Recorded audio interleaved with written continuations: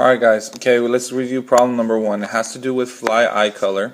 And the question is stating, okay, what are the possible gene combinations of genes in the offspring, that means in the kids, okay, of two red-eyed heterozygous flies, okay? So that means that we have two parents, obviously, because in order to have a baby we need two, right? And both parents are heterozygous, okay? Two red-eyed heterozygous flies, okay?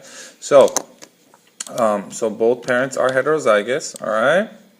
Okay, which means that they're going to have two different types of genes. So remember, there's two genes in these problems. The dominant gene would give you the red eyes, okay, and the recessive gene would give you the sapie eyes, okay. So a heterozygous fly would have, okay, a dominant gene and the recessive gene, all right. Okay, and the other fly will also have the same genotype because in the problem it states that they're both heterozygous, okay? So remember, your genes determine what you look like. Your genes determine your phenotype. So therefore, both of these, okay, flies will have red eyes. Okay, so now we know what the parents look like. Okay, they have this genotype, they have red eyes, they have this genotype, they have red eyes. What are the possible gene combinations of the offspring, of the kids? Okay, so that's when we need a Punnett square. So what we do is we take the genes from the parents, okay, and we put them on the side. Okay, so that would be parent 1. Over here you do the same thing, parent 2. Alright, now, okay, what we're going to do is we're going to go ahead and combine the genes, okay? So one gene comes from mom, one gene comes from dad. So if that's the case, then we would have big R, right?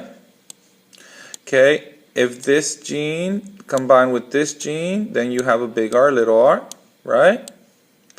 Okay, and so forth and so forth. This would have a heterozygous possibility if those two genes came together from the parents, and if this gene came together from the parent and this gene came together, then that's also a possible combination. Okay, so you guys need to make sure that you understand how to do this. All right, so let's put this back. So that would be big R, big R, big R, little r, big R, little r, and little r, little r. Okay, so these are the possible gene combinations of the offspring. So the answer to the problem would be homozygous dominant is one possibility, heterozygous is a possibility, and homozygous recessive is a possibility. So the answer to our question is right there. Those are the possible gene combinations.